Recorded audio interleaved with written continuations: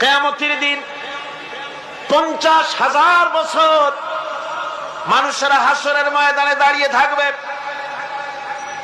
50,000 বছর বিচারের দিনটা লম্বা হবে 50 আলফা সানা মিম্মা তাউদ্দুন।